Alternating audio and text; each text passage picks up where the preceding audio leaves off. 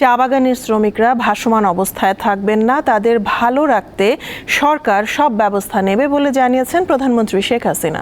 মঙ্গলবার রাজধানীতে জাতীয় চা দিবসের অনুষ্ঠানে তিনি এসব কথা বলেন। জাতীয় চা দিবসের এবারের প্রতিপাদ্য চা দিবসের সংকল্প শ্রমিক বান্ধব চা শিল্প। দিবসটি উপলক্ষে মঙ্গলবার রাজধানীতে আয়োজিত অনুষ্ঠানে যোগ দেন প্রধানমন্ত্রী শেখ হাসিনা। অনুষ্ঠানের শুরুতে চা শিল্পে বিশেষ অবদানের স্বীকৃতি হিসেবে 8টি ক্যাটাগরিতে বিভিন্ন চা কোম্পানি ও ব্যক্তিকে জাতীয় চা পুরস্কার প্রদান করেন প্রধানমন্ত্রী। পরে প্রধানমন্ত্রী বলেন, সারা বিশ্বে বিভিন্ন ফ্লেভারের চায়ের চাহিদা বেড়েছে। এই খাতের ব্যবসায়ীদের সেই সুযোগ নেয়ার আহ্বান জানান সরকার প্রধান। চাকে বহুমুখী করা এবং অ্যারোমা টিটা তৈরি করা, যেটা বিদেশের চাহিদা কিন্তু অনেক বেশি এখন।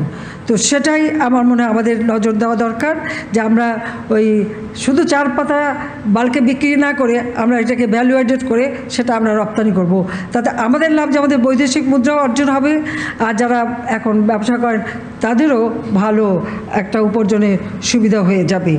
যাদের পরিশ্রমে ব্যবসায়ী ও বাগান মালিকরা লাভবান হচ্ছেন, তাদের প্রতি যত্নবান হওয়ার আহ্বান জানান প্রধানমন্ত্রী। বলেন, চা শ্রমিকদের উন্নয়নে যা করা দরকার সবই করা হবে। এদের কিন্তু এই মাটিতে একখণ্ড জায়গা নাই যেখানে তারা আপন ভূমি হিসেবে বিবেচনা করতে পারে, অর্থাৎ তার এখানে কোথাও একটা পা রাখার জায়গা নেই। তার জন্য একটা ফ্লোটিং, ভাসমান। কিন্তু এই ভাসমান থাকবে কেন? আমাদের কোনো নাগরিক ভাসমান থাকবে না। আমরা যেটা সিদ্ধান্ত নিয়েছি, সকল ভূমিহীন গৃহহীন তাদেরকে ঘর করে দিচ্ছি। ইনশাল্লাহ এই চা শ্রমিকরাও এরকম ভাসমান থাকবে না, সেটা আমি বলে যাচ্ছি। এর জন্য যা করার করব।